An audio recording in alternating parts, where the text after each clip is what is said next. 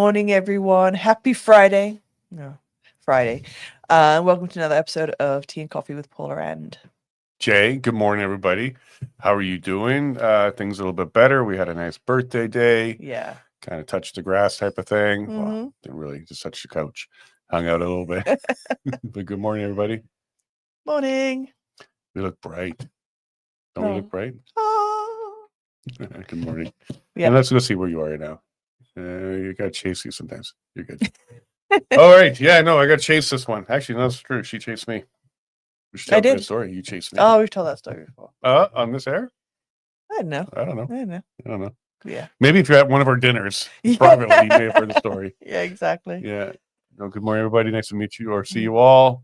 Feels like a little bit better day because they may have caught them. They, them, whatever. We're going to be using those words because we actually don't know the sex of this person. We don't want to be, assuming anything. Mm-hmm. Because Trump just announced like 10, 20 minutes ago on Fox News, we got him.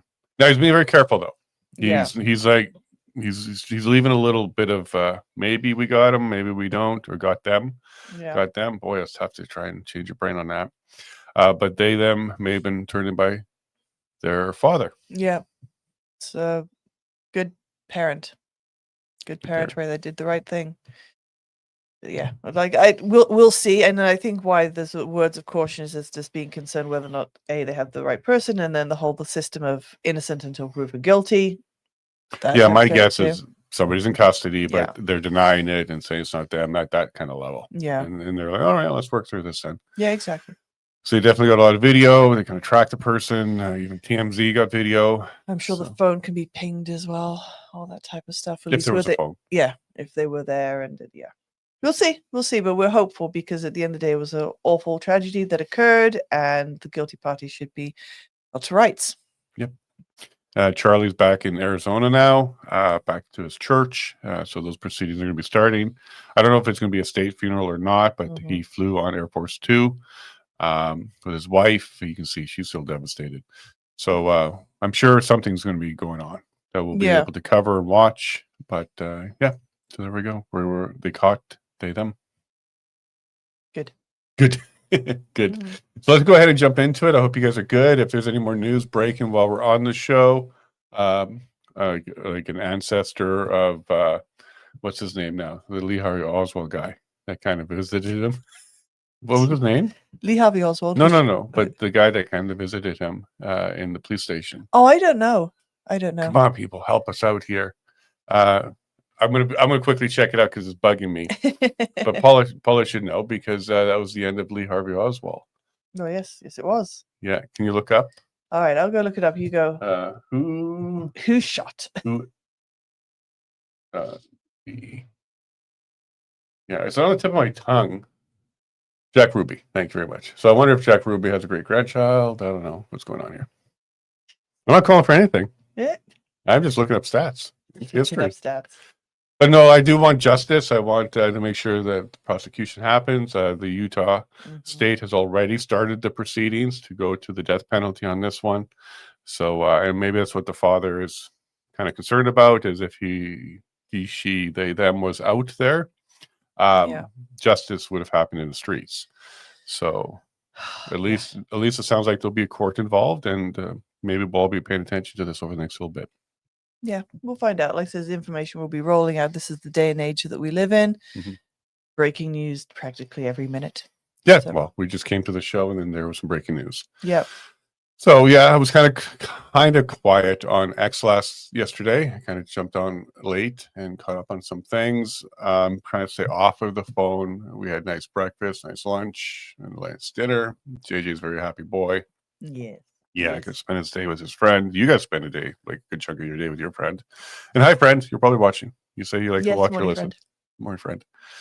But let's just jump into it because there is a few headlines that we do want to get into. Great. And then a couple more announcements on our side on some of the stuff we're working on. Yeah. But what's the project for this weekend? Or projects? Because I know somebody's waiting to hear what we're doing here at the either oven or septic. Or both. Or both. Yeah, electric oven, removing the propane, gives more space. You don't have to get in there and light the thing and that kind of stuff. And because we moved our propane to the generator, we actually don't have a line to the trailer, and we don't want to be doing the tanks all winter or anything like that, or getting a second large one. So we're moving to electric, and for 8 months of the year, 9 months of the year, we'll be free. Yeah, We exactly. pull our power out of the sky. So thank you everyone for the Jack Ruby. Jack Ruby, comment. I'm just starting my warm coffee today. Should we get into the cold coffee conversation? Just do the news. Do the news. My goodness. Oh boy, she's in that mood. So here's one of the first things I saw, and I just kind of had to repost. The Comedy Central has pulled the South Park episode that was mocking Charlie Kirk after the assassination. Charlie Kirk did not mind this at all. He laughed at it. He thought it was hilarious. It probably was a bit of an indicator to him that he's entered popular culture.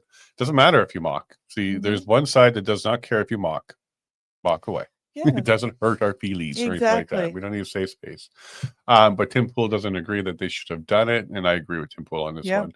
I think what's going on here is they're slowly trying to erase him. His power is too big, even after his death, and maybe Comedy Central's feeling a little bit guilty about doing it. Maybe they think that they put a target on him or something along those lines. So it's definitely not for Charlie.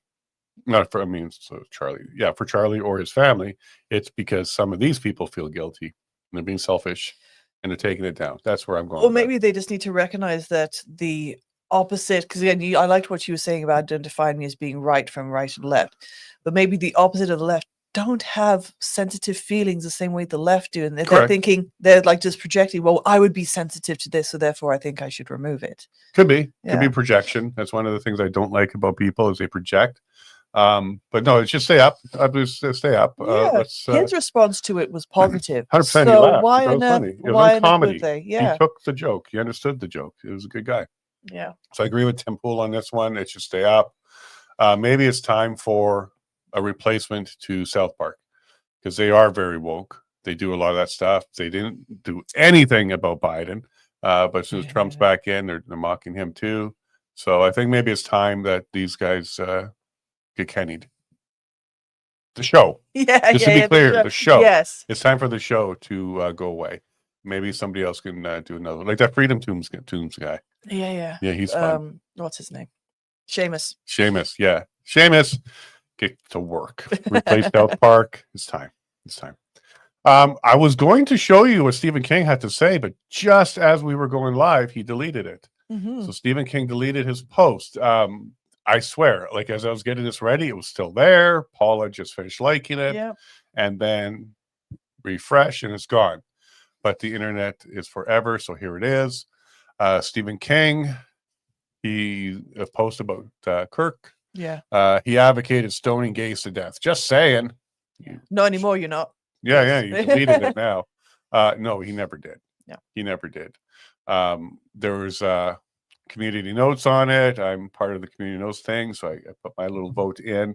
What Charlie did do was rebutted someone using the Bible because there was a person who was trying to use the Bible to say homosexuality was okay. And what they did was they took a part of the verses, just the beginning, because the rest of it was, but we don't accept that, and they get stoned. That's what the Bible says. So when you pick and choose just a piece of the Bible and you do not do the whole verse, you are misrepresenting what the words are. Like you can just say, well, the Bible just says in the beginning. Well, there's a little bit more than that after that. So that's all Charlie did, was somebody was trying to use it as proof that trans and homosexuality is okay according to the Bible, but they didn't read the full paragraph, and he completed that. He certainly never advocated for it. So Stephen King, once a bad storyteller, always a bad storyteller. He certainly fell off the rocker a while ago. And some people say he's always been off the rocker. Yeah. He's been projecting into his books his own thoughts all along. Like he's a creepy guy. And that's people's opinion. But I do know that when he got hit by the van, he wasn't the same after that, in my opinion. But then again, I wasn't very political then. You seem cat out your tongue on this one. Oh, it's just frustrating. I think it's just, again, relaying just the day and age that we live in now, again, this could have always been his mindset and his opinion, but we live in a place where we have a forum and a platform where, hey, I have a thought, I'm going to share it right away. And so I think that's the case now. Like, we're getting to hear the thoughts and opinions of these people that maybe 15, 20 years ago, back in the day, for us, we wouldn't have. Yeah, I think it might be more than that. I think he's trying to reach an audience. He's trying to stay relevant. He's trying to stay in the headlines. He thinks he's funny. He thinks he's got a certain group that he can speak to, and it might be true. Yeah. But one excellent thing that's been happening since this all broke, so many people are getting fired. Yes, as they should, with their awful, awful public opinions. Yep. Keep it to yourself. If you can't say anything nice, don't say it at all. And we'll get into one here in Alberta. Yeah. But the Toronto professor is on suspension now. You're seeing all these people bringing it forward, like their posts, even after they delete them, it was still written. And the Rolling Stone came out with an article saying how unfair this was, because these people are just sharing their opinion. I don't care. So this is not opinion. This is beyond opinion. It's celebration. Yeah. And it's not the government stepping in. That's what the First Amendment in the U.S. and the right expression, the right to expression. It's when the government shuts you down, not your employer. Your employer can absolutely do stuff like that. They don't want to be associated. And we saw this throughout cancel culture and Me Too, and accusations were enough. So it goes around, comes around on that one. But anyway, Stephen King just deleted that post. Creepy. All right, so here's CBC going to the well of morons. Sorry, I can't come up with the word expert on this one. Morons. They put Barbara Perry on. Barbara Perry is a very, very horrible Canadian, in that she is one of the ones that's destroying Canada by making up hate groups and claiming there's 300 of them, and she never produced a list. But Barbara Perry also came up during the Coos trial. She was being brought forward by the Crown, Stephen Johnson in that one, as an expert witness on extremism. So let's not forget that Barbara Perry was dropped. She was dropped as an expert witness during the trial of Chris Carbert and Tony Olenek. She told the court that being Christian, white, male, and conservatives were indicators of ideologically motivated violent extremism. Crazy stuff. Yeah. Now, in that courtroom, the face of the judge, the sheriffs, everybody was just shocked when she was talking about this stuff, because she listed off a whole bunch of things, including everything I listed there. And she said one or more would be an indicator. Not you need to be all of these things. One or more. Now, in that room, there were a lot of white people. Yeah. There were a lot of male. Yeah. There were a lot of Christians, and probably quite a few conservatives as well. So in that room, she basically called everybody in there, because you didn't have to be, again, I want to clarify, you didn't have to be Christian, white, male, and conservative. These were her list items, and there were more. Even anti-government, dissident, those makes you ideologically motivated violent extremism. Now, she got dropped by the Crown. They smartened up, because a judge said twice during that, like, this is not going to work. Like, you're not going to get her through. So they just gave up on that. But the CBC has not. The CBC keeps bringing her forward as an expert on this stuff. She is an expert on hate. Yes. Because she creates it and propagates it. But she's not an expert on speaking on hate. So CBC, shame on you. Here you go again, going to the well, trying to exploit Charlie Kirk. And it's not working. I'm sure they're losing viewers. Another good thing that's happening right now, the cascade of people leaving the left is growing daily. There's a lot of people waking up to this. They're like, whoa, this is not what I'm cool with. Yeah, one would hope that they're the moderates, and they're coming to realize how much of a moderate they are, not just saying, I'm left. Yeah, so in his death, Charlie is changing the world. He's absolutely changing the world. People are exposing themselves as bad people. They're getting fired, and people are leaving the left. So the big rush to Republicans in the States is happening. We've seen several posts like that. So good job. Yeah. Good job, people, for exposing yourself and showing everybody the true ways that you live. It's not good. People don't like it. Here's another one. Yep. Well, this is Alberta. Okay. So this is a law professor or teacher, somebody here in Alberta, University of Alberta, who posted you do not, in fact, ever have to hand it to the Nazis. I utterly do not care for any virtues that somebody may perceive in them. This is a law teacher. She's on Blue Sky here, posting this kind of garbage because she didn't like someone's opinion that Charlie Kirk was practicing politics the right way. So this is, again, Alberta An University. active professor Yep. who teaches For the now. next generation of lawyers. For now. So I posted to Danielle Smith. Is this the tolerance we should expect in Alberta's universities? With your condolences yesterday of Charlie Kirk, this teacher is saying you support a Nazi. You supported a Nazi. You have our support to remove radical teachers from schools, just like their radical books. So hopefully one less crazy person in our universities teaching our young people, especially in law. Exactly. Of all the places to be is law. This is how our courts and our judges and stuff like that got perverted. For people like this working their way up or teaching the next generation critical race theory, you know, that came from the law schools. And now we're seeing the consequences of that. So she exposed herself on Blue Sky, and I think she should hit the unemployment line. That's my opinion. So we'll leave it up to the dare powers. you? Yes. And speaking of Danielle Smith, I think this is the only time I mentioned her. Her team got back to me. We are getting a date. So we'll be booking her interview. It just won't be October 4th. That particular date doesn't work. Being a Saturday, maybe she had other plans, but we will get a date and we'll get that done. Yeah. Another one here, this Wiener guy. He's a Democrat, and he is upset, and they said that the movement brainwashed many young men with bigoted, violent poison, condemned his murder, but do not lionize him. As this guy, Wiener, is kneeling down beside a young child wrapped in a flag for pride. And Wiener, I'm going to keep repeating his name because that's what he is. Wiener is being a wiener, and not just a wiener.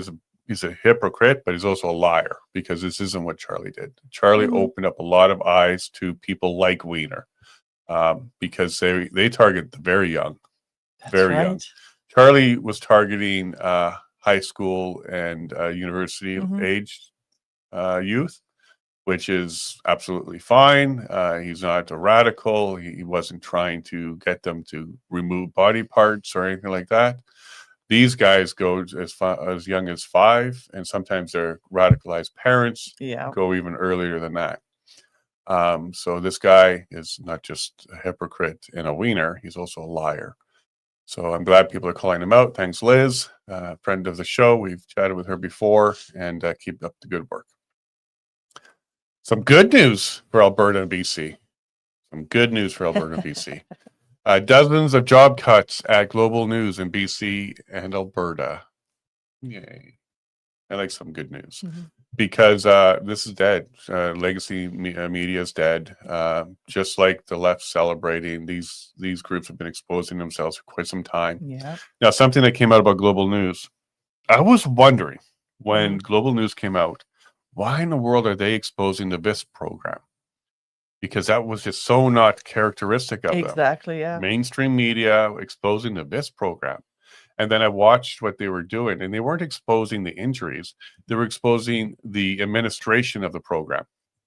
And they were saying how bad that was, the administration of the program. And I gave us a half cheer for that. I'm like, okay, good. Well, at least they said the words, Vaccine Injury Support Program, and is exposing the VISP program. It came out yesterday why they did it. Government-run program. Yeah. Okay, so they did that in order for the Carney to go ahead and move it back into the government's hands. Yeah. So it wasn't an independent organization anymore. It's now moved back to the government's hands, and they used the Global News investigation as the justification for that. So dun dun dun, connect the dots. We now know why Global News came out with that investigation. It was to assist Carney in having justification to bring that program back into the government's hands without any pushback. Yeah, and it's concerning because we have friends who are currently appealing the VIS program Mhm. because their claim was originally denied, and they're through the appeals, which has been great. So that's a step forward.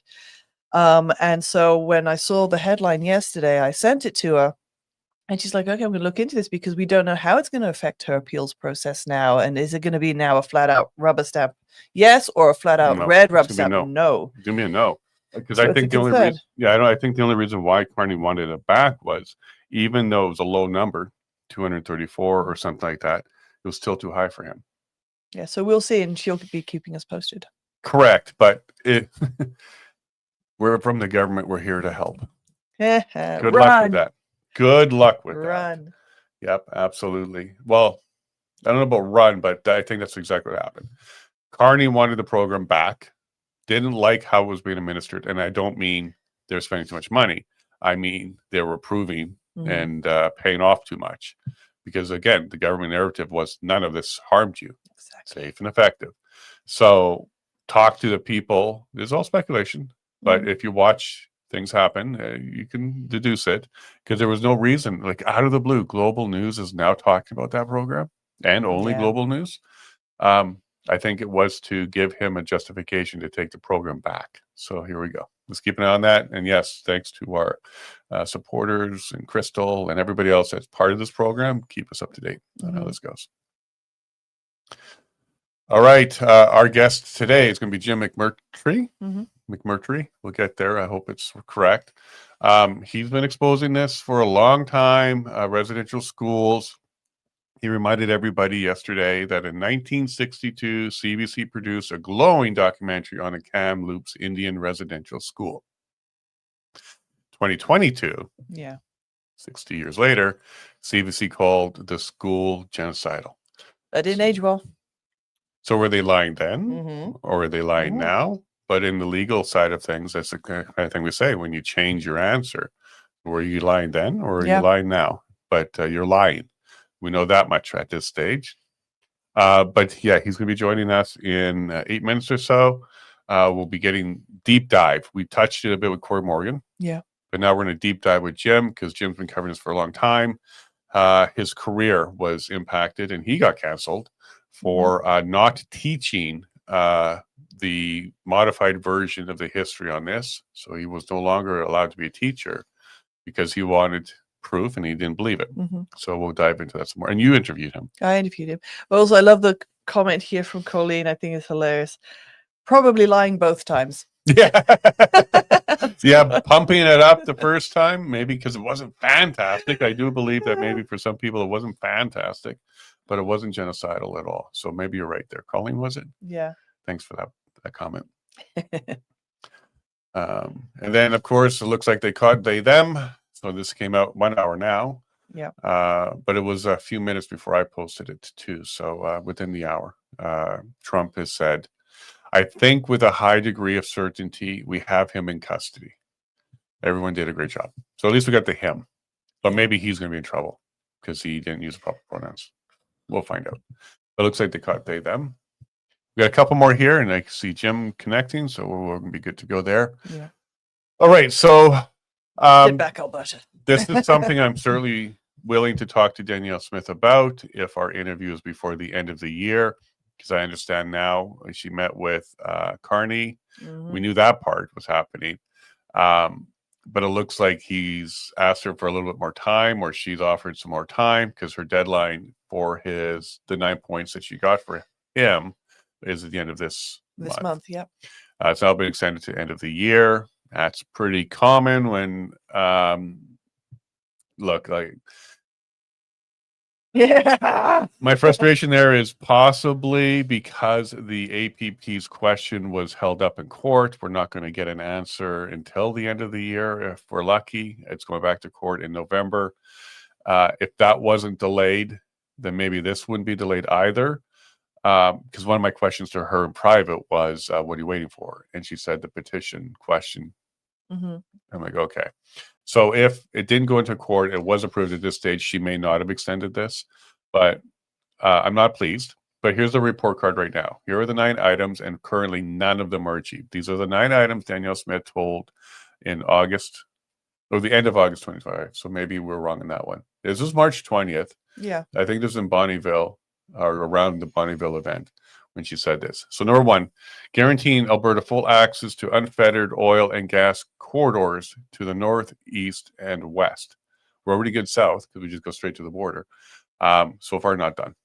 Repealing Bill C-69, aka the No New Pipelines Act, not done. And this is something that was reaffirmed yesterday.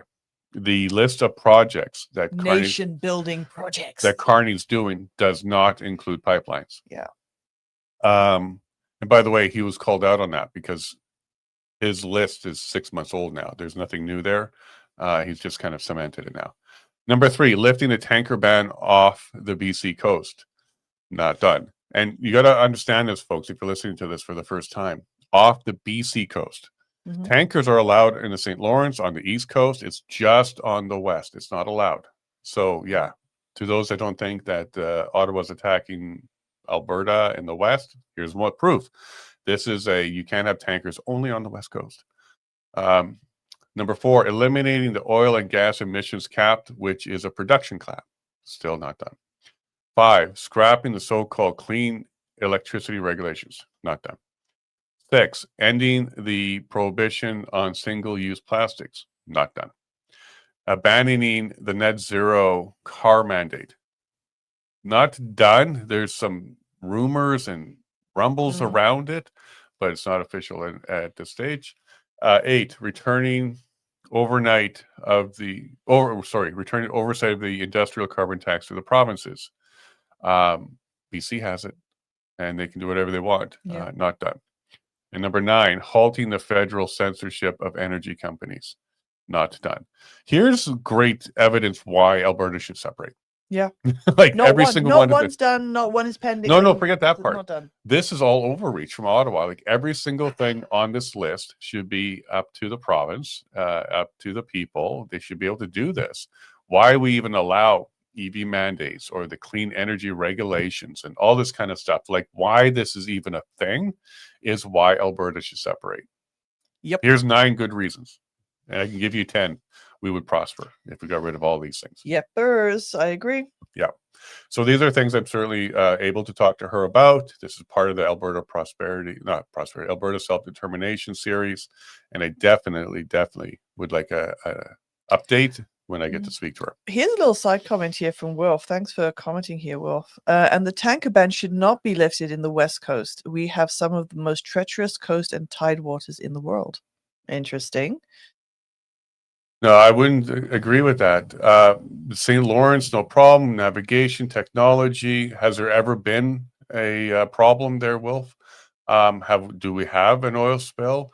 Or are we just kind of buying into the, well, let's not destroy this beautiful coastline theory? There's ways to do it. You can have an extended pipeline out further into the water, so it's not so close to the coast. They've done this all over the Gulf of America. This exists. There's a whole bunch of ways to go ahead and do that. Don't buy into that one, Wilf. I love you. You've been around for a while. You're great on YouTube with us. There's always a way to make it work that it's going to cover safety concerns and accidents. We don't want accidents. I don't want an oil spill. There's certainly ways to address it. Okay, so we're going to wrap up here quickly because we got our guest.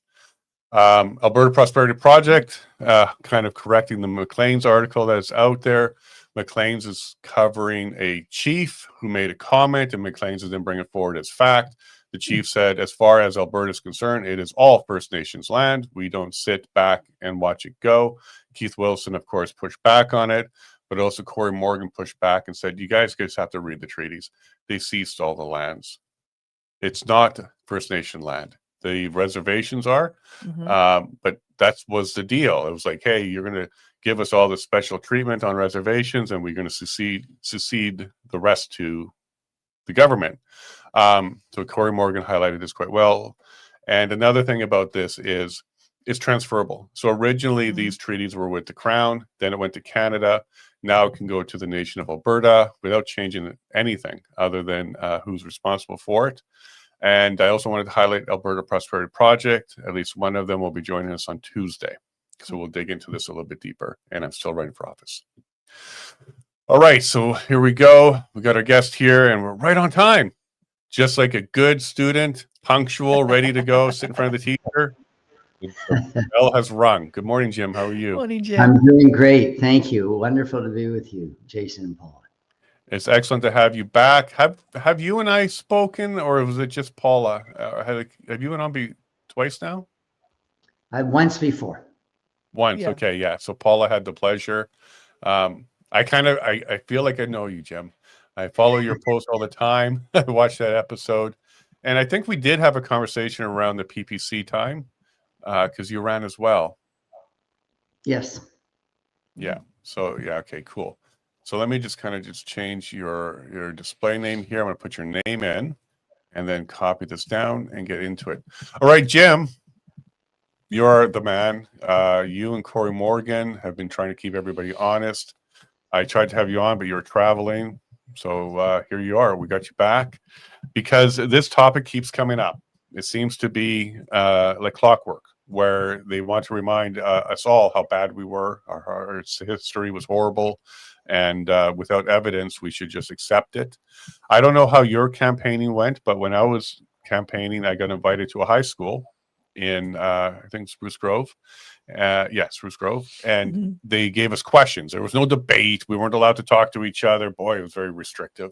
But they just gave us questions. And one of them was the Truth and Reconciliation Panel has provided, I think, 94 recommendations. The government's only implemented like 12. Excuse me if those numbers are a little bit off. But what will you do if elected to go ahead and implement the rest? So you can see how they framed it, like framed the whole thing. And my response was, with our party, we would start with the word truth first. And we got to get through that part before we move to the end reconciliation stage. Because without knowing the truth, implying we don't have the truth yet, we can't take any actions to heal as a country. So, and by the way, they also started with a land acknowledgement, that entire event. It was really, really weird to see this in real life happening to our young people. So did you have anything like that when you were campaigning where you had to address that? And let's go ahead and jump right into it, Jim. There was very little opportunity for me to present anything whatsoever. There was only one all candidates event, and it was restricted to questions that had nothing to do with really almost every issue. I find that's one of the problems with democracy, is that it's hard to get one's viewpoints out there. In my case, for example, I'm a teacher fired for saying something historically true about no murder in residential schools. No mainstream media has ever picked up my story, with the exception of the National Post, and that was some time ago. So without people like Jason, you and Paula, I would be in obscurity and I would have no profile at all. So I have run politically in the past, and I will hope to do so again in the future.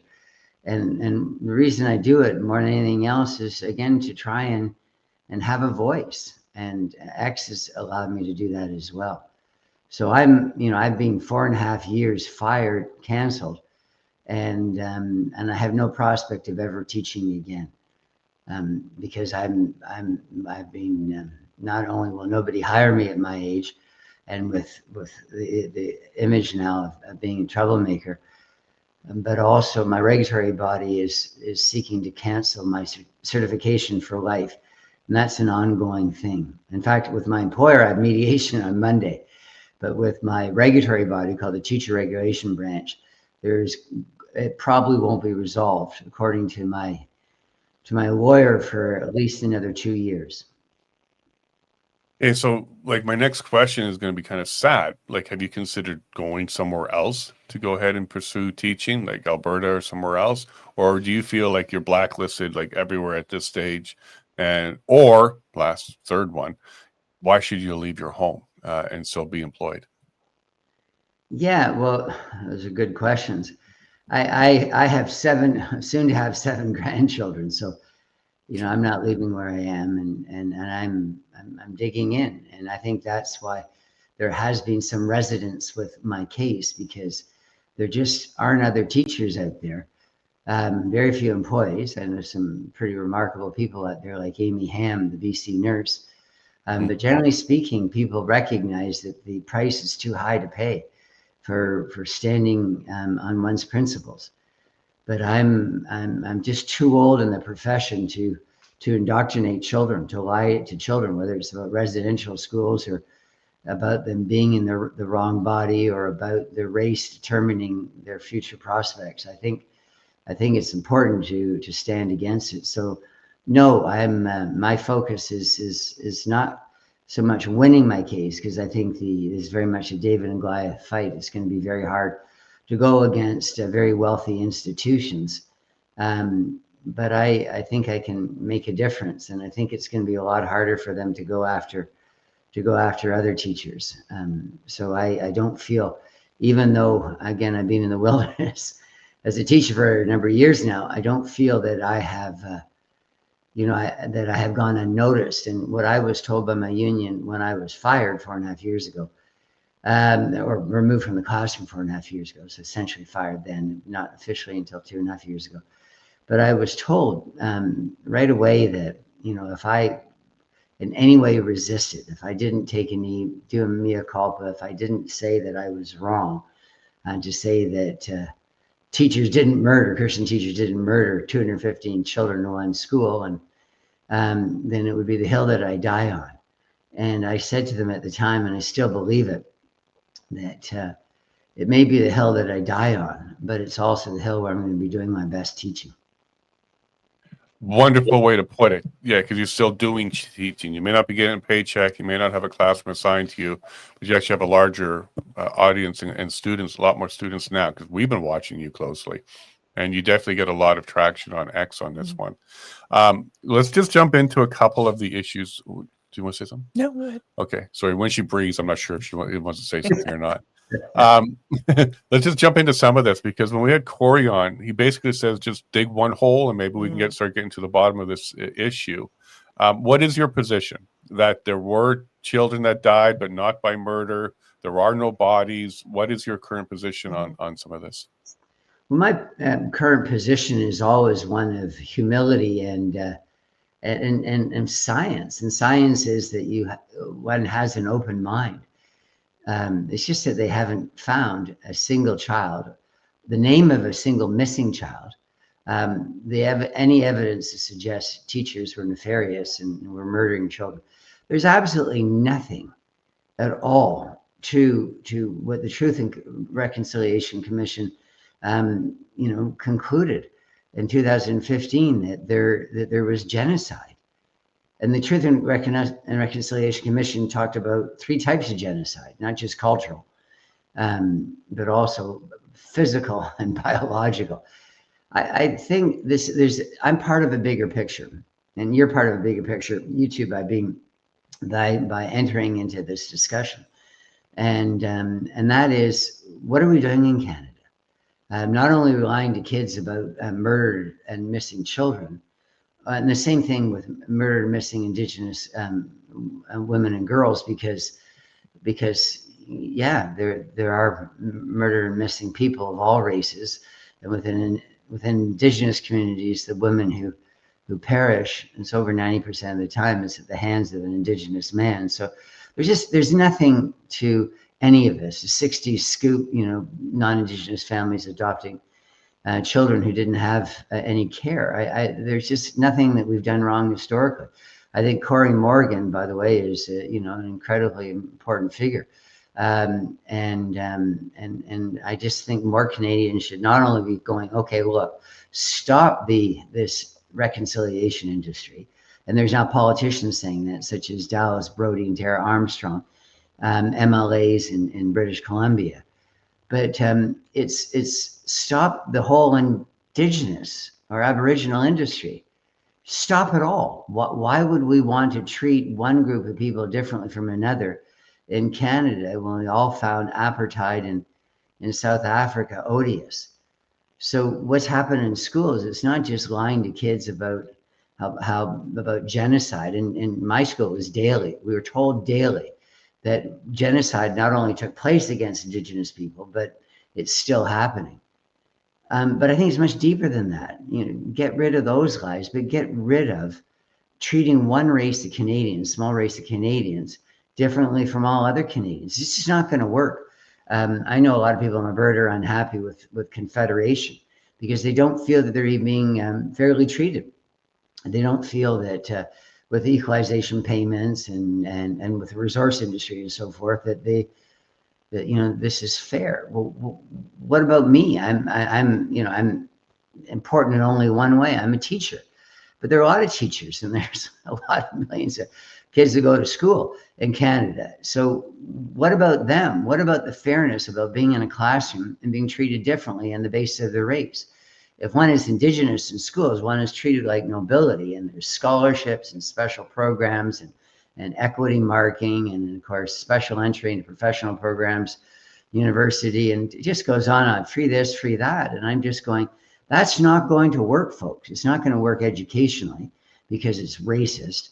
But more importantly, it's not going to work nationally to create two classes of citizens. So I think people like me and Corey and others who are standing up and saying, the reconciliation industry is wrong, we're also saying that this idea of having two classes of citizens in Canada is also very wrong. And I would just correct you on one thing. I think there's at least three classes. There's the elite, and then the two classes you're speaking of, because they certainly don't consider themselves as either one of those two.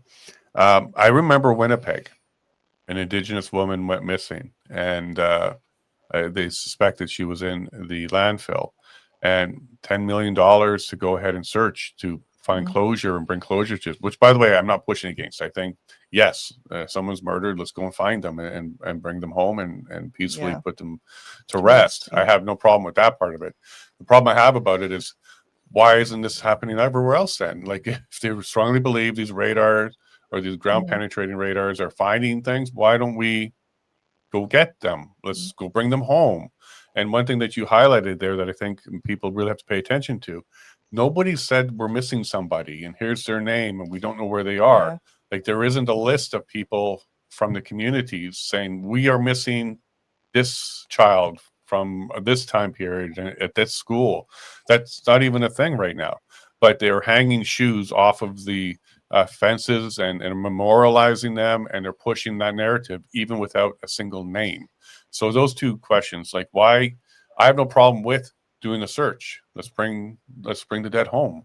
And why are they still moving ahead as if that's already been answered? Is it to indoctrinate? Is it to push the narrative? Because we're seeing this not just in Canada, we're seeing this in other countries too. Yeah, you're absolutely right when you talk about well, they're not digging because there's no bodies there, and I have authority on the issue because I was trained as a graduate student under Dr. Robert Carney, who was Mark Carney's father, and he was a leading expert. So there's never any talk. The CBC did a documentary film in 1962 called "Through the Eyes of Children."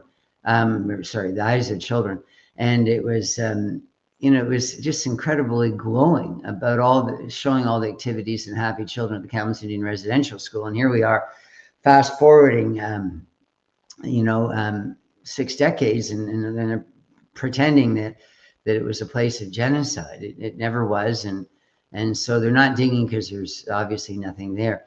I really like, as a teacher, to talk to kids about Orwell and his book 1984, and where there's a party that controls the society, and there's elite members, and everybody else is allowed to go about doing their business as long as it's sort of bread and circus like activities where there's no thinking and no questioning of authority.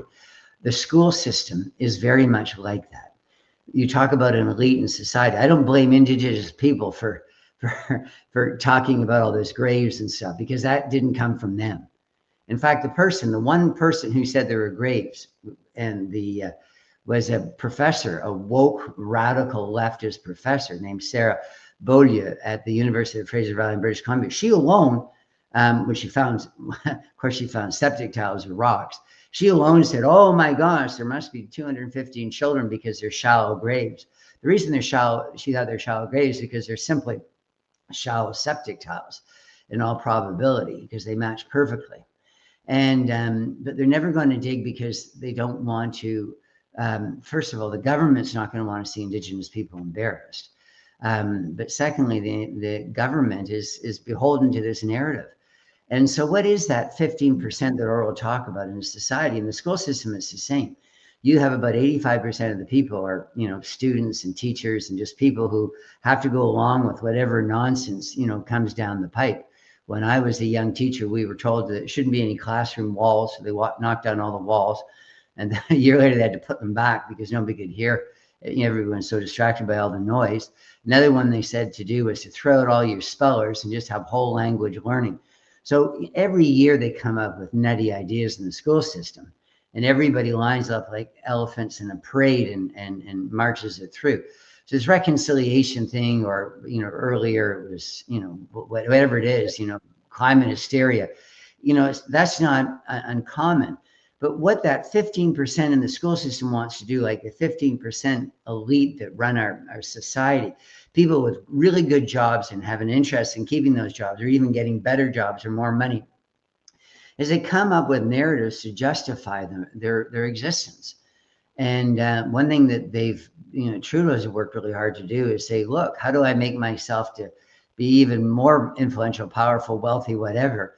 And it's this idea that I'll be a virtue signaler. I'll say that everybody before in Canadian history failed Indigenous people, but I didn't, and I'm going to just do a ton of things and lie about it, and ride in literally in a black or white horse on occasion and tell these people how terribly they were treated in the past and give them billions of dollars. So I think you're absolutely right, Jason, that this is, this serves less Indigenous people, because in the end, Indigenous people are just going to be embarrassed. Nobody's going to take anything that they say seriously anymore. If it's probably already the case. So a big thing pushing schools going up to 5-10 years ago was Indigenous knowledge, Indigenous knowing, and it's equal to science or better than science. And now I think people know that Indigenous knowing is just oral history that's not reliable. It's not reliable in a court of law because memories are fallible and people make up stuff. Anyhow, I know I've said a lot there and I apologize for it, but I think the whole school system needs a revamp. I think our society needs needs to have a Zen slap where they all of a sudden go, what are we doing? We're not being honest about Canada, about our past. We're the country that's done most for Indigenous people in the world. And yet we labeled ourselves in 2022 as a genocidal nation. Yeah. I'm glad you kind of put it that way, because what's the end goal? Okay. So I suspect, by the way, a hole or two was dug. Nothing was found. We didn't hear about it, but they kept pushing it forward, because if they did find a body, that would be exactly what they would want to really kind of put a nail in this one. It never was found. We just never heard about that actual thing. But what is the end goal? Because this is a global thing. Australia and other countries are also going through truth and reconciliation. They're trying to shut down the conversation about colonizing. We're all racist, white privilege, etc. Like, I can go on. This isn't just a Canadian issue. So what do you think the end goal is? Is it to kind of separate the classes like you listed there? And then if so, why? Like, why are they going through this process? What's your thoughts on that? Well, yeah, I could say lots of things. One of them is that people are saying it's an interesting brotherhood right now between Indigenous activists around the world and Islamic radicals, and both of them have a similar, the enemy of your enemy is your friend. Both of them have a similar goal, which is to bring down our institutions, bring down our Western values, bring down enlightenment, bring down the modern world and replace it with some pernicious ideology, whether it's woke or Islam or anything. I think, Christianity obviously is under assault in Canada. Churches are burning, and the media is really not talking about that. But so it works out really well for if you want to bring in a new ideology and a new group of power brokers around the world. You need to destroy what's there in place. I think it's that. I think these are dystopian times. If we let alien ideologies that are as dark as the two that I mentioned take hold. I think when I look at myself, what do I have? I have property. That's a very important right. Without property, I don't know how I could sustain myself. How do I live? How do I shelter myself? And so what's happening in Canada, they're going after people's basic rights. They've taken away my freedom. I've been fired. I can't work in a public institution anymore. And now they're after my property. They're saying they're going to give it all to Indigenous people. And I'm thinking, no, I think I'm insisting on my rights, and they're entrenched.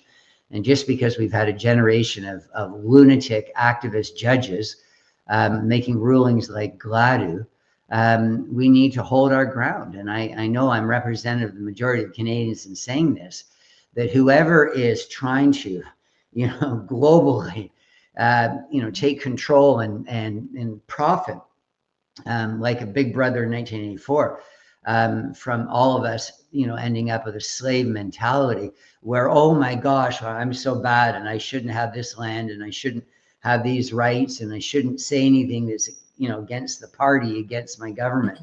I think it's all incredibly dangerous. All I can say is I'm not representing that voice. I'm representing one voice, Jason, and I'm going to do it probably for a number more years.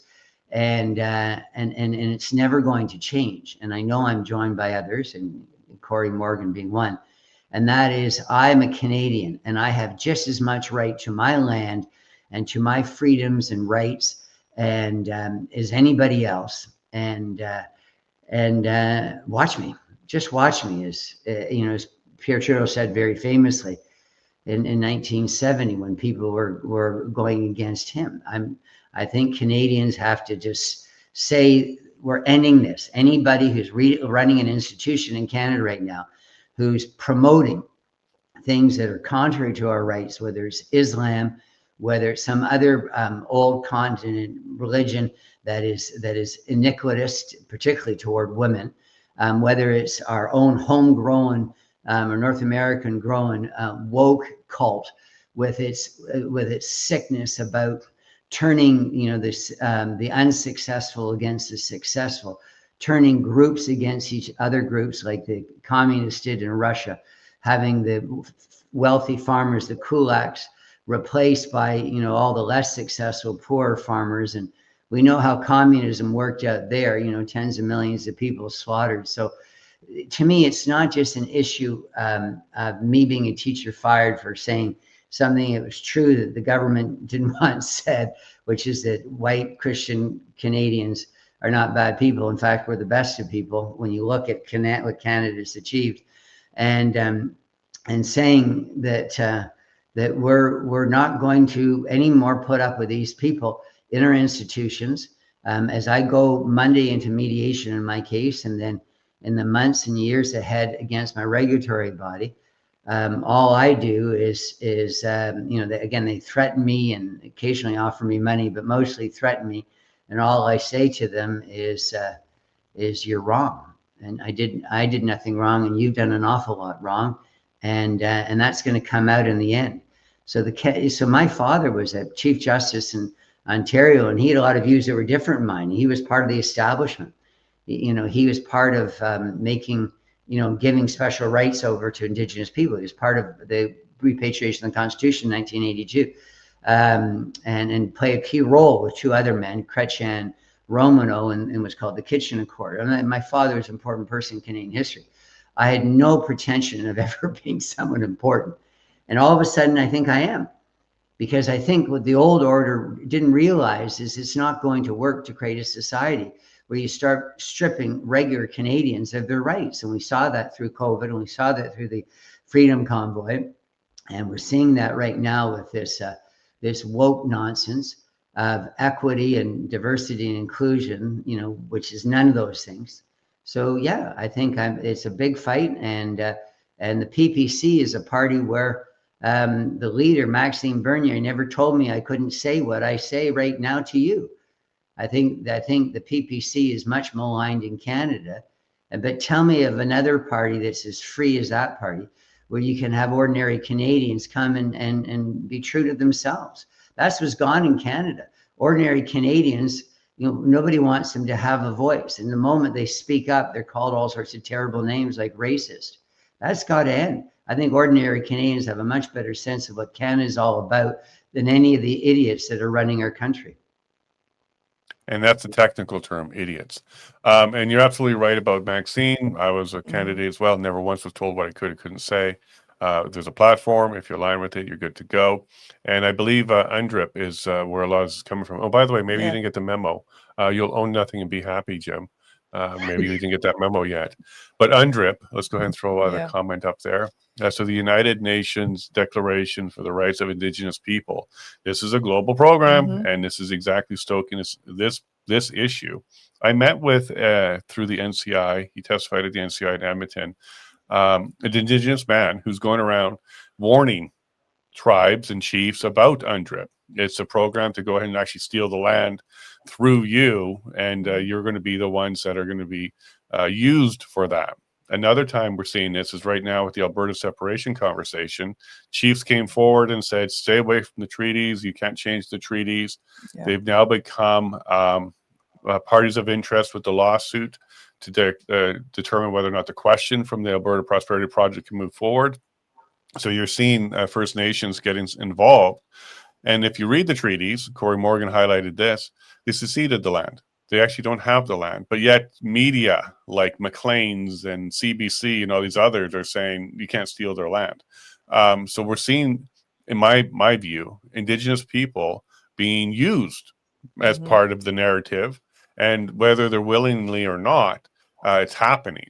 So what are your thoughts? And we've got to wrap up because we're close to the end here. You know, the bell's going to ring soon. But what are your thoughts about UNDRIP?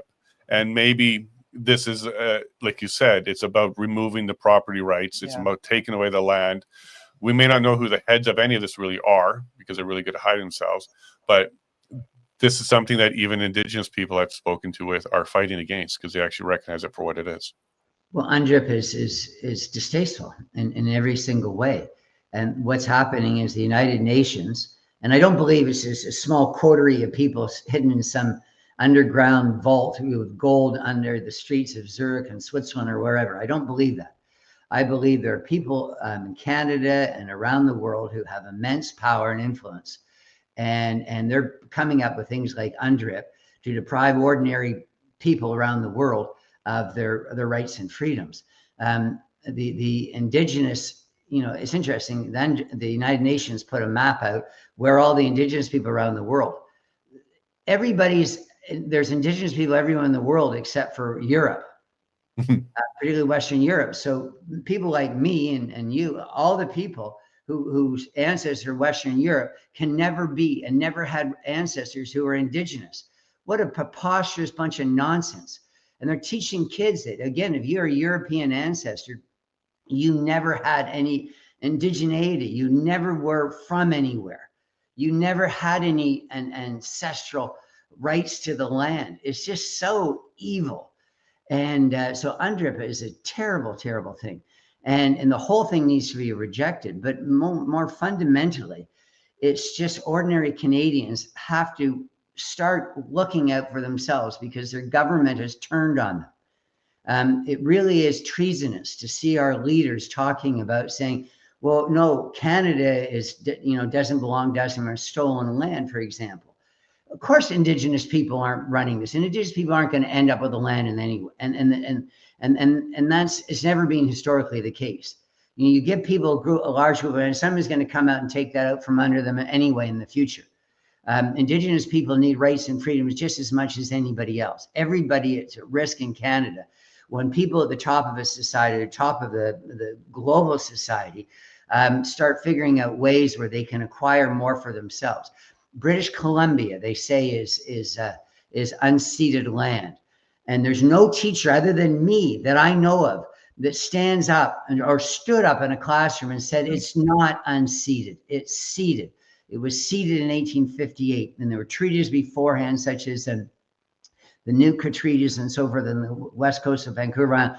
But it doesn't matter. In 1858, the province assumed control of it under the Crown. And 95% of British Columbia is still, in my understanding, Crown land. And that means it's the Commons, means it's owned by all Canadians and all British Columbians. And now you got a government that's saying, we're going to give away Haida Gwaii, the Queen Charlotte Islands. We're going to give away part of the city of Richmond. We're going to give away all these places in the province on the falsehood that this is somebody else's land. And the indigenous group that came in and wherever, Haida Gwaii, for example, who are headhunters, you know, how long were they there? How long ago was it that they simply displaced another group that were living there? There's nobody has been in Canada, any land for millennia, and I'm part Viking, and my people were here 1,000 years ago in Canada. So how dare anybody say the Sioux or the Iroquois and other First Nations were here before my people? They weren't. All of this, all of the indigenous industry, reconciliation, the First Nation stuff, it's all nothing more than smoke. And because there's nothing beyond that. And Canadians have to start recognizing that they have to fight for their identity and rights and freedoms, or otherwise they're going to disappear. And I'm proud of Albertans. I don't want to see Alberta leave our country, because I think we're better with Alberta, and I admire Albertans probably more than any other province, because they're rights and freedoms people. But what it shows you is a complete frustration with the way our country is being led. So let's just get rid of these people at the top that are doing this. Stop re-electing Liberals and NDPers. Yeah. Well, that's exactly what we do here. It just doesn't seem to work everywhere else. And part of the history of Indigenous people or First Nations is they conquered land. So which timeline are we using? Where are we going to put a pin in it? It's usually the ones that still exist, but you don't talk about how they got the land and how they got the land. And it's cherry picking the whole thing. And Alberta shaking up the entire system may have to start with a yes referendum vote. We don't know what that will mean, but it definitely may shake up the system. Mm-hmm. But yeah, it's hard to say don't vote Liberal and NDP, because that's not Alberta's history, and we're still in this predicament. But Jim, we do have to run. We got to get you back to your day. Thanks for getting up so early for us in the West Coast. Really appreciate that. And we'll definitely have you back again in the near future, because this issue is not going away. It's going to keep being drummed into our heads until we fight back, until more of us fight back. We got to also make sure that our churches stop getting burnt down. That doesn't seem to be a big priority for the government at all on that issue either. But Jim, thank you for your time. If you have any last words, the floor is yours. No, I just think without people like you, Jason and Paula, then stories of people like me wouldn't be spread. So thank you. No, thank you. Thank you. Without people like you, there wouldn't be stories like this to bring forward. So keep up the fight. You are teaching millions at this stage. Jim, we love you very much. Thank you for your time, and make sure you take care, okay? And stay in your land. You own it. It's yours. Bye. All right. I love that man. He's a strong one. He's one of the good ones. He's sacrificed a lot more than most people ever will or even consider doing. Yep. So I'm really glad that he's still keeping up the fight. And hopefully you guys enjoyed that episode. We're going to try to get back to normality now after the shakeup of September 10th, and get back to our day as well. Oh, welcome to Friday. Kind of slipped my mind for a moment there. But thank you everyone for being in the chat. Great locals conversations going on, just talking about basically if this did occur at the time, there would have been a rebellion. Like, people would not have just been quiet about it. They would have spoken out. And again, whereas the families coming forward, or a lot of it is very suspicious. And then a good point was made that this is a billion-dollar industry. There's lots of paid drama. And of course, Jim touched upon that. There's money involved. So there's always money involved. But thank you very much to our chats for sure. And Wilf, we love you very much. I really am proud of you for trying to protect BC. Now you kind of understand what Alberta's doing. We're trying to protect it as well. I don't disagree with you that it's going to harm others, but staying in Canada harms Albertans. And my last comment to you, my friend, is if tankers were so dangerous, it would be a moratorium across the entire country, not just on one coast. So we love you very much. And I do believe that there's a way to find a middle ground on that issue and be safe and protect. I do not want destruction of environment. For sure. And I absolutely love that you're here all the time. So Jim, thank you very much. Or Wilf, thanks for your comments. And we'd love to talk to you about that. All right, everybody, that's our time. The bell has gone. It's time for recess to go ahead and get on with our kids. So thanks for joining us this week. Tune in Saturday at 7 p.m. Mountain, 9 p.m. Eastern, as Nico, Jeff Evely, and myself will be hosting another mashup on Saturday to bring the news of the week to you. Cool. Cool. Everyone have a fantastic weekend, and we'll see you Monday. Bye from me. Love you all. God bless.